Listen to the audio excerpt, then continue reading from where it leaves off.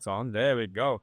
Yeah, good seeing you again. It's been a while. It's been a while. I mean, although in crypto, it's like dog years, right? So if we don't see each other for 3 months, it's like feels like a few years, right? Yes. Yeah, couple of years. Everything changes. It's just a border. That's right. Yeah, when we last saw each other, we didn't have any crazy trade wars. We had a lot more stability, I think, in the markets, and here we are. I think at the end of last year, everyone was, like everyone really, really felt that Trump was going to do great things for industry, which in one hand it has, but on the other hand, it's like, woo, there's been some funny stuff going on. But yes. Yeah, so what I'd like to chat about first is love to get your thoughts on exactly that.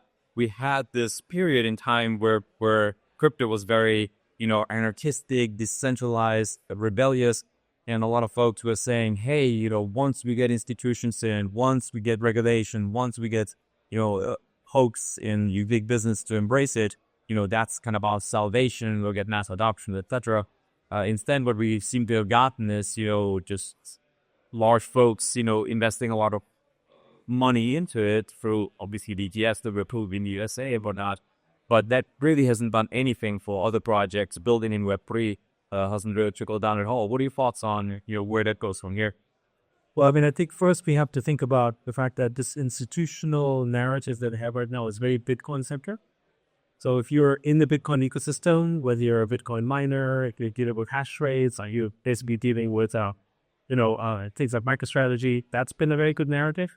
Open markets, for instance, are very good narratives right now. But it is very much Bitcoin-centric because of where the institutions are sitting.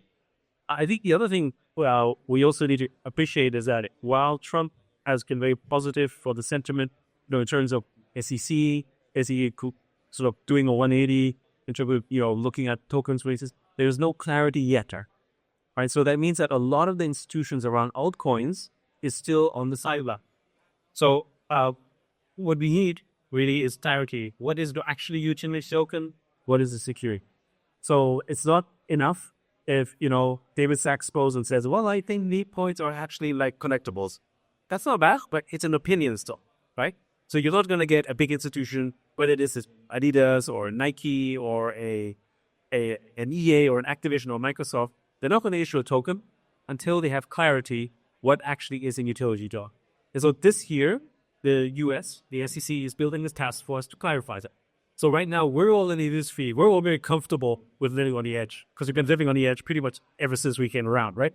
So from our side, I was just like, why isn't it happening? What aren't we doing more? But if you're a corporation, you're sitting on the side. The only thing that's safe to buy is Bitcoin as a hedge, maybe some Ethereum, some Solana, and everything else is kind of on the side for the time being.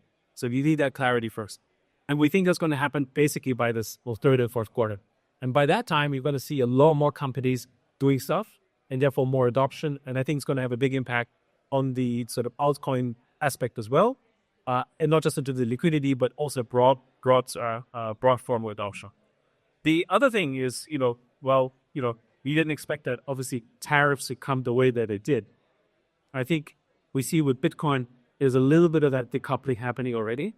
And I keep reminding people that, if a Chinese person sends Bitcoin from China to America, it's not tariffed. Yeah, right. And so that's the other thing. It actually is the natural hedge. But there's another thing that's happening, boss, which is the first regulation that the U.S. was pushed for, the stablecoin. And stablecoin is going to be the way that the U.S. will continue to push or try to push its dollar economy, because they're basically going to be the bigger buyer of T-bills, while, Japan and China are going to start selling you. And it also means we should expect much more acceleration of stablecoin rules around the world that we're having on board in China. We'll talk about that later, because they're not willing to just let the U.S. basically have its cake and eat it too, right? So there's going to be some of that. And so I think we'll see regional plays happening much more in a much more accelerated way. What are your thoughts on the Trump token and how much damage that's done to our industry in general? Yeah, so I describe the Trump token as probably the most successful vampire attack of the lean cohort on the new community ever, right? And it was really interesting. So first, just thinking about what tokens are. So our mental model on tokens really is that they're market pricing informations. So this is a thing that a lot of people sometimes confuse, because they look at the utility and then look at the token. But because there's a market and people can trade them, there's information. So I look at tokens kind of like an open polymer. Right? So if gaming is hot, gaming tokens will do well. gaming isn't so hot right now, so gaming tokens don't do so well. Has nothing to do with the utility. There's a utility underlying, but there's a market as well. So we shouldn't be surprised that Trump, as the most memeable, talked about person in the world with that attention, is getting that route, right? If you remember, for instance, what happened last year, and I think gaming and AI is a good example because AI tokens did really well, relatively speaking, but the utility of AI was very low on Web3. So it had very little to do with that. In contrast to Web3, Web3 gaming was where we closed the year at almost 7 million data active players in Web3, which is 7 times higher than 3 years ago. So Web3 gaming actually is driving most of the action on-chain, right? But it is not actually creating the market pricing as it does because of gaming sentiment, not to do global, not to do with Web3. And so the Trump token was an illustration of the sentiment towards that. But at the same time, of course, the fact that it sucked out all that liquidity, which I think was ultimately a net negative, because I think what it did was it concentrated everything into one system, and it didn't basically improve the body totality. But I think lessons have been learned, meaning that after Trump, we're not going to see, especially given some of the other tokens, more presidential points coming up, which it isn't a good thing, very good thing, right? There is one thing about our, it happens in all industries, but our industry does it so quickly. Every launch that doesn't work is a lesson. And we had many of them. So I would say that we're generally stronger forward. But of course, we're going through a little, it did something out, but no. I don't look at it as a moment in time. It's better than Terra Libra, it's better than FTX, none of that stuff. Trump token was like, it's fine, I'll switch gears a little bit and I'll ask you a couple of questions around what I consider these cryptos, little secret that a lot of folks want to talk about or look at, and that is that Radar recorded an all-time high of daily active wallets last summer, which was a 70% increase to the springtime earlier, 2024, and that number was insanely low, and most people don't realize that number was 10 million daily active wallets across in 400 million of every total. And that 70% increase, they said, was unsustainable because it was attributed simply to bot farms and farming, airdrops, etc. That's a tiny amount of users. That is simply not enough to have, usage of whatever hundreds and hundreds of thousands of projects and tokens that exist. So what are your thoughts on that? And what do we need to do to really bridge that gap and move on from, in essence, 6 cost million speculators, traders, bot farmers to actual real usage of AI adoption? So I think usage, as we see in Web3 gaming or other activity, is already happening. The only thing is that the quantum isn't large enough to sort of fill that, right? So the speculative trading side, the market pricing information side of crypto remains the dominant signal. And it remains dominant because of centralized exchanges too. Centralized exchanges are most of the trading happens and what most of the users are. So eventually, when there's utility, there is a reason to move it on-chain. So for instance, if you look at NFTs, when NFT activity, and by the way, I also think that NFTs are the reason what you also have to save Ethereum in a way, is that was the on-chain activity because you couldn't use your NFT type, not just trading of an utility sample unless you were on-chain. And in some ways, that's what happened with Solana. So take away the trading side, just in terms of on-chain activity, because of what happened at Meteor and Gradient Pump Fund, of all that on-chain activity moved on there. So if you take a look at the on-chain wallet usage on Solana during that time, actually that exploded, right? You probably described the EDM numbers that even the Solana numbers, those were higher, and those were higher because people had at least to be achieved. So you have to give them the use spaces for that. And I think gaming is one of those great use spaces. So that means that part of it is the education. So if I have a token and I want to stake it, for instance, right? Or I want to validate, I do this on-chain. So I need to move money out, right? That's an example. And certain ecosystems like Korea are 99% on centralized exchanges. But a lot of it has to do also with trust, right? So we here in this room are probably very comfortable with a DeFi wallet. Most people aren't, right? So in Korea, because of Terra Luna, and somewhat because of the failure of Satan, it had basically kind of killed the sort of DeFi market. And so therefore, everyone was doing stuff on centralized exchanges. So it's simple exchanges. But in other markets, it's getting a little better. Again, the gaming rules, we see this a little bit, for instance, when Tom in up, Of course, it was airdrop farming, a lot of it, but you had with Tom Wallet, about 40, 50 billion wallet those increases. Sure, many of them were just farming, but again, there was a reason to do that. So I think that's part of that. The drivers. So one thing that we think needs to happen is what are the actual financial use cases that bring you on chain, make it scale and more. So art, NFTs, gaming is one, but the other one, for instance, most recently we announced financing into something called Pencil Finance, and that studio goes on chain. And that's interesting for a different reason. Because if you're a student, when you need to get a loan, you have to get a wallet. And that's a very, very natural reason to go on chain. When you think about how PayPal and Venmo became what they became, it's because they provided a financial solution to students from the beginning in terms of house and honey. So we have to think of use cases around that, and they have to be somewhat financial major. I mean, if it were off the grid, well, you're a good demonstration where a lot of people are paying the gate. People don't really know that they have blockchain on the back end. It's very seamless. It's very beautiful. But because they don't quite understand that Web3 side, the number of people using it in the Web3 way are much smaller relative to the people who enjoy and paying the gate. It probably does right. It's just that means that even if you have 10 million users playing your game, maybe 500,000 to 1 billion are actually going to be using the Web3 features per trade, right? So the financial part has to be very front and center for the utility. No, fair point. I think one of the reasons for, the friction that is created, in the lack of an option as a result of that, is that I think a lot of people are looking at the difficulty of using DeFi and on-chain as something that needs to be educated away. Whereas I think it is something that simply is a showstop for most people that can get around figuring out how to set up a wallet, publish tokens, how to on-off fiat. And to your point, right, Pump the Fund Destiny was an example where some people, right, learned and figured it out. In the case of off the grid, some people are figuring out how to use a wallet, but the majority of people are simply satisfied with trading within the internal marketplace. So I think there's two examples, right? So the first one is if he's in my youth life.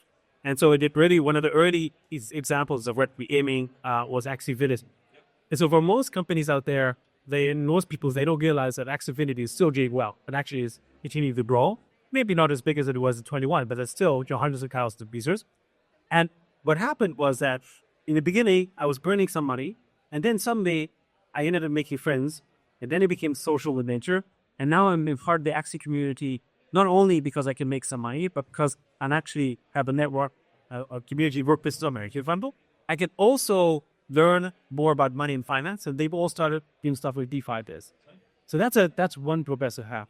And the idea to me, the idea that a DeFi wallet is different is kind of a funny thing, because if you open a bank account, it's much harder. Right? If you are actually even setting up a mobile phone and buying a phone, that experience is not easier than opening up a MetaMask. But the difference between one and the other is one is socially acceptable.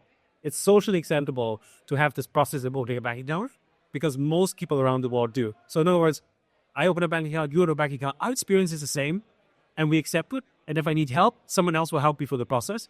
Whereas if I want help to open up a DeFi wallet, who can I talk to? Maybe some person in a conference somewhere else, right? Unless you're in Dubai. Right? So you see it when you're in a place like Dubai or Hong Kong that are hotspots, right? The growth is easier because I know someone absolutely right next to my network to say, hey, I want to get into crypto. How do I do it? Instant support every day. And if you're in, I don't know, I could give an example like, I don't know, like Minnesota or something, right? You probably have to really look for someone to support, right? So that's part of that. But I think a lot of this will get abstracted away because of AI, right? And so we'll focus more on the security side. And I think what's beautiful about the AI paradigm is eventually you can use AI to just tell what to do. You're not thinking about the wallet current, but it can still be sovereignly yours because you own the keys, right? So in other words, instead of having an AI that's one equals central backbone that then controls your wallet, which is kind of risky, especially because it's not a bank, you can actually run it on chain, on your DeFi wallet that basically has controls that only you can control, and then you can interact it. I can certainly see a lot of security issues, but I see the opportunity onboarding or the interface with the wallet is literally no prompt.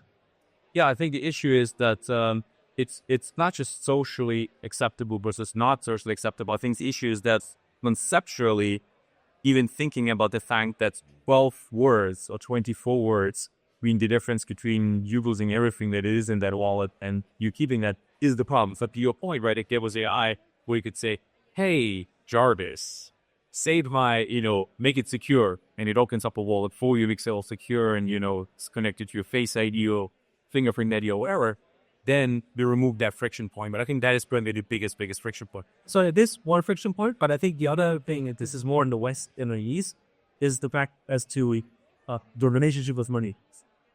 So in Asia, and we devise a perfect example, like we have no problem to talk about money.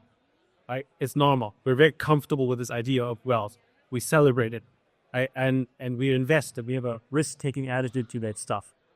Some people might say it's a gambling attitude, but either way, right? It's an attitude towards risk that is very comfortable. And by the way, in Hong Kong, it's safe. And in Singapore, it's the same, right? In fact, most of Asia, at extreme hat, it's kind of the same. But I think you go to Europe, or go to the US, totally different. Like I grew up in Austria, and I can't talk about money. If I talked about money in my friend circle, they're like, that's part of it. I can't even talk about what I bought because it would seem like sort of wrong, right?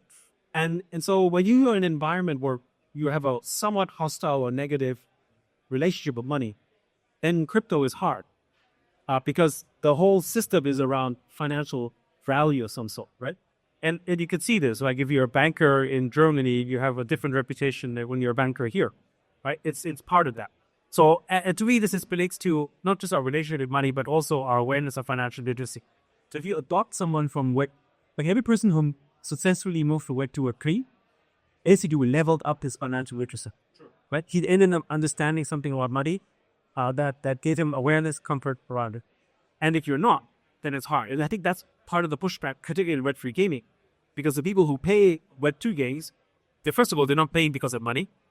That's the first one. And the second one is they don't have a relationship with money that is positive, right? They look at rich people and they say, that's bad. They're against that. And I would also argue that game designers in the West are generally socialist in nature, right? They design games in a more equal way. You don't have to spend that much money. Everyone can get there through so-called merit. But in Asia, it's okay to pay money and have a better experience, right? Capitalism is one of them, right? So I think it's part of that. But at the end of the day, I think the adoption will happen because Web3 is the better business model. And in gaming, we had this with freemium, right? Free to play. Like Asia adopted it and loved it. And the West, as a consumer side, hated it. But then all the gaming companies adopted it because it was the better business model. And ultimately, we now all have free to play game. And to your point, I think that incentive plays a huge role in it. So actually, I wanted to dive back into your example of student loans. If you're a student and you get declined by a regular bank, but there's the ability to get a student loan like crypto, you probably had a really big incentive to learn the steps necessary to apply for that loan. And it was part of the process to have a wallet set up and whatnot. You're gonna go through that, and you would, like you said, level up financially. Tell me a little bit more about that product. And I say student loans is very interesting. It's a kind of boring product, you could say. And so from a token quality, it doesn't have the same mimetic quality because people aren't like, oh, student loans, it's exciting, let's go something, right? It's gaming, AI, or meme coins are more exciting. But, one of the it's all about building network effects, right? And one of the strongest forms of network effects we have in Web3 is basically building sticky TVL, right? Basically the finance rails that, the more TVL you have, the more financial infrastructure, the more you can compose and build on top. So the stats on student loans is $3 trillion of student loans today. Okay, $3 trillion. Most of it is very inefficient. In places like Philippines, Indonesia, they pay up to 30% because they don't have any other way of getting it. So that's very predatory.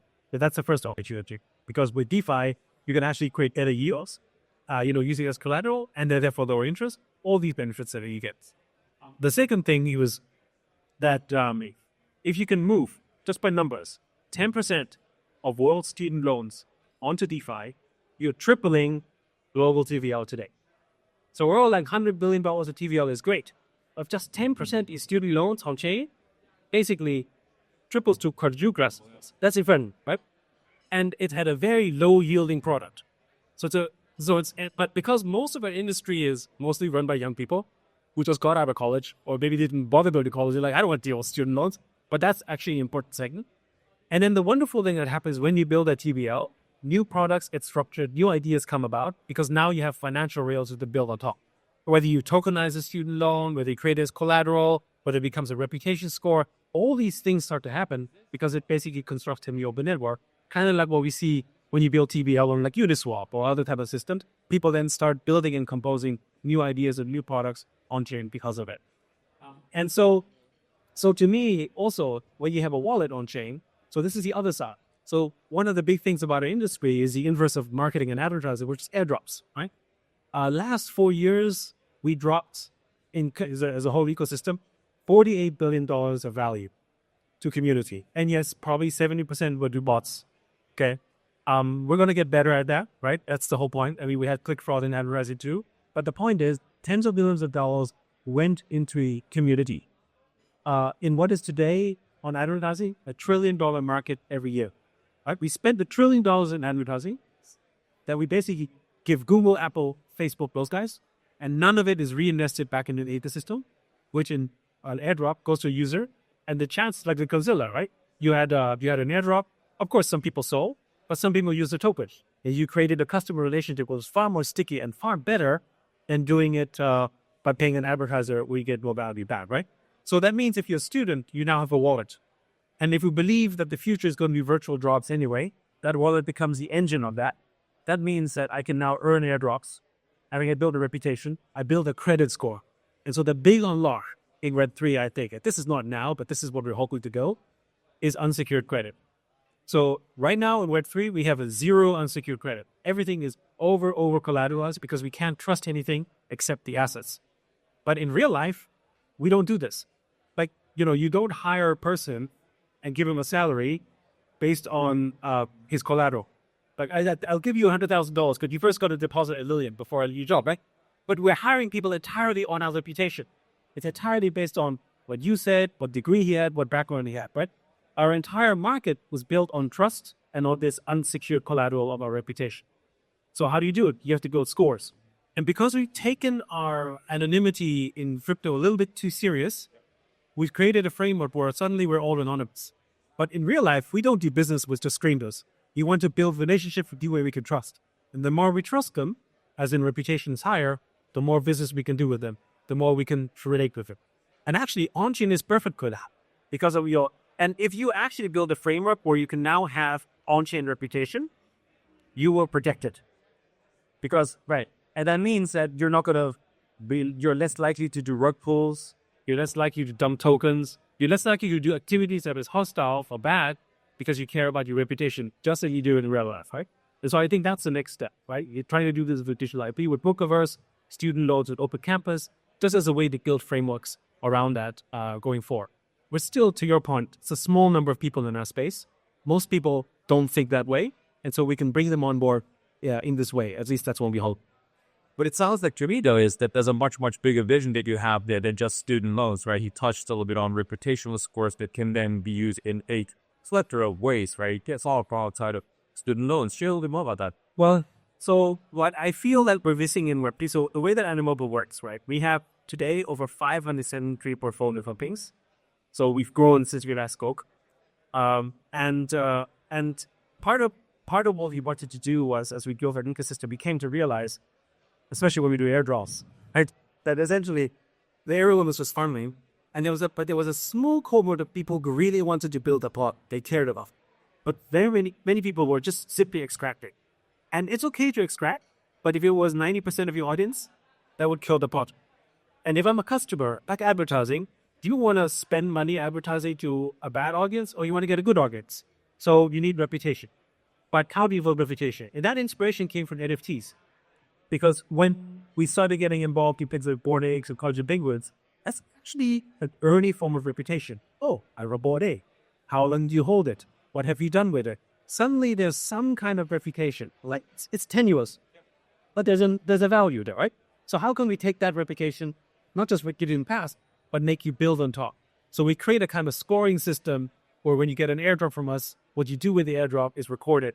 It's zero knowledge, so I don't know the person's name, but I know that wallet is a good wallet, so to speak. And then you can attest the wallet with a new wallet. So I can be anonymous, but I can still lend my reputation. And that idea came from this idea about how reputation works in real life. For instance, if someone said, hey, I should talk to someone you gave me, would I talk to? And I recommend you, and it's a good recommendation, my reputation goes up, right? When they give you a bad referral, my reputation goes down. Right? And that system, from an on-chain network standpoint, already exists. We're just not measuring it, and we're just not valuing it. And that's basically what we're trying to do with Mobix. And again, that opens up basically reputation for AX. I used to run a pretty big email company back in the day. We always sold it to IBM. And what most people don't realize, that in this business, which is email, was a form of data, we actually provided credit data to credit agencies in anonymous cases. And that basically happens with Google, Facebook, all those guys are currently sharing credit data to a credit outflow for folks. You don't know it, but they're providing. And, maybe the user gives permission, especially when you go to like developing countries. They would say, oh, log in with your Facebook ID. Log in with your Google ID. What's your LinkedIn? What you're really doing is giving permission for that platform to say something about your credits.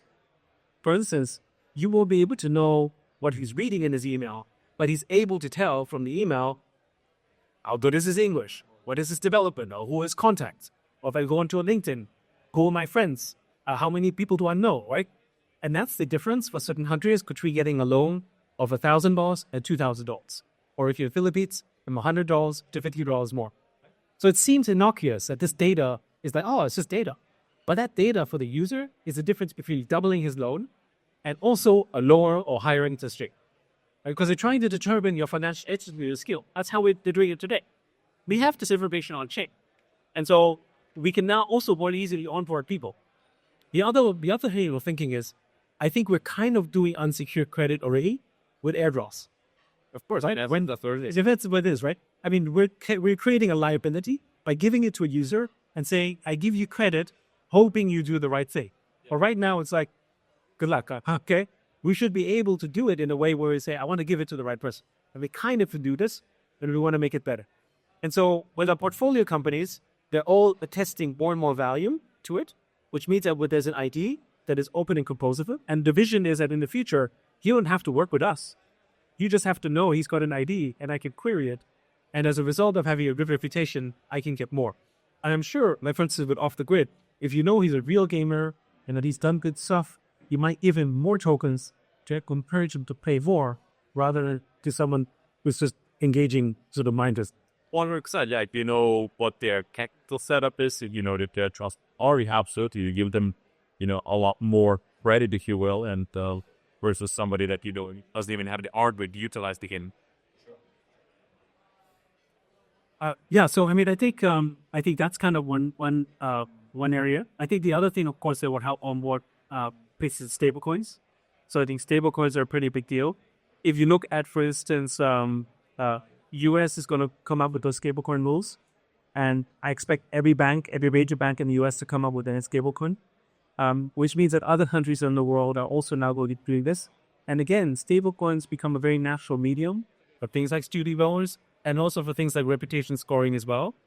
So, for instance, just to sort of close a little bit leap on what we're doing with companies called Pencil Finance on occasion, they're not actually giving the loan to the student directly. The student has to sign up with Pencil Finance, but the loan is provided by a loan provider in sort of the traditional way. Who gives the loan to the university. But what's interesting is that now the student and the loan provider ensures that a credit score is also in the system, right? And one of the sort of unspoken secrets about U.S. student loans, which is about 1.7 trillion, is that it's essentially backstopped by the government, right? And if you don't repay your student loans, then, and that's the reason why it's so abused, where you don't repay your student loans, it comes out of your Social Security, right? And if you actually do the draw, they'll take it out from that. So that's a reason why student loans have been somewhat indiscriminately funded, because they're like, well, the government's going to take care of it, and if he has a job, it's coming out of that clip, right? So that's created that market, but nevertheless, it's really important part. Very, very cool. Anything else that you want to add in terms of where people can find out more about the student loans or what Animoca is doing, where we can Maybe I'll close with a few thoughts. One, on student loans, you can go to Open Campus. It's EDU. The company is called Pencil Finance. It's junior finance, and you search it. You'll look about the news. It's $10 million loan program, which goes a lot because in the Philippines, one semester is like $500, right? So 10 million will go a long way. And our hope is that we can basically bring TradFi investing into student loans that way, right? So that's kind of the first step. And you can go to the website, go on Twitter or YSE if you want to learn more about us. So maybe I'll close with this thought around how we think about sort of the Web3 space and how we should talk about it, right? Which is that we often, this is where, how we explain it to my grandma as to why sort of Web3 is good. Huh? And we've gone through this experience ourselves, which is in Web3, we can actually really create stakeholders. We can create actual stakeholder economies. So take an example like Apple. Everyone, how many of you uses an Apple phone? But how many of you own Apple shares? Right? And the vast majority, 99% of Apple users do not own Apple shares, have no economic interest, despite the fact that you are actually promoting your product, you're creating a network, you're encouraging people to use it, you're a hairdrop, whatever you do, you're actually connecting more Apple users into the network. You should get a part of that benefit. And it's not feasible in the physical world because you can't have 1 billion shareholders, you can't have 10 million shareholders, but you can have 10 million token yields. So I see a future where every participation, every engaging is connected to that music. And I also think broadly, it's an answer to the problems we have in the kind of capitalism that we have today. So there's a bit more forward, but I think it's a better form of capitalism because we become stakeholders in. And that informs also in the way that I think about us as Alibaba. So we have 573 investments, but we hope we'll have thousands of them in the future. Why do we do it? Sure, we make money, but also we help build the ecosystem. And the relationships that we have in our ecosystem is running better. So here's a thought experiment. Imagine if Apple took 1% of their cash, 1% of their cash, and turn it into a seed fund or the App Store to fund App Store publishers. That would be $3 billion. That would be the biggest seed fund on earth. It would be nothing. It's a rounding error. It's what, it's like, I don't know, like, weekly interest for Apple. I don't know. Simply stupid. Okay? What would happen? App Store ecosystem will thrive. People will be happy to pay 30%. Right? Everyone's complaining about paying 30% for Apple, but they will be very happy because they're funded, because this money is going back. And yeah, one company does well, or they're happy to pay the tax as we do in real life because they know it's funding the ecosystem broadly and truly. Right? The top 10 companies in tech have over $1 trillion in cash. Okay? So a single-digit percentage going into ecosystem funds would make a better, healthier, broader ecosystem. So that's the way I think companies should run. People forget that taxes today are lower than ever before. I know we all hate taxes. We're in Dubai, sure. But, tax rates in America 50 years ago was almost 90%. Right? And I'm not advocating for higher taxes. It's just to say that the reason there was a tax is because that money went into society broader. And that's part of the reason why we had a better middle class and a growing economy and more inclusion in this case. And we believed in this theory that for trickle-down economics, that for wealthy people make more money, they put more money back in the ecosystem. Didn't happen, right? But in Web3, it's different. And how many of you here who have been making money in Web3 have bought back tokens, invested back in the ecosystem? Right? That's basically almost everyone. And that's actually the secret of Silicon Valley. The secret of Silicon Valley is not because it has the best tech. Okay? I mean, the infrastructure barely works. My mobile phone, I can't do a Zippo when I'm on the go. The roads don't work so well, right? Like a lot of people go to Palo Alto, they're like, this is the center of tech, right? But the secret is that everyone is an angel investor. From the Algeria to the B3 to the Fair. They're all making money, contributing back. That's why it's the startup center of the world. Because everyone's investing is a sport. I think that's the secret for places like Dubai and Hong Kong. It's a similar type of thing, right? And so I think that's the framework. Right? If we start doing more of that, we'll actually create better and healthier ecosystems. And I think that's the ethos of Web3. And putting back is actually a better way to engage. And if people understand that, then I think we'll all be happy to do with spouse. So that's kind of the message I want to share is that it's about us giving back as well. But because we can give back, also not only make social credit, which is what I charity, we can also make profit as part of it. Awesome. Thank you so much for it. Thank you. I appreciate it.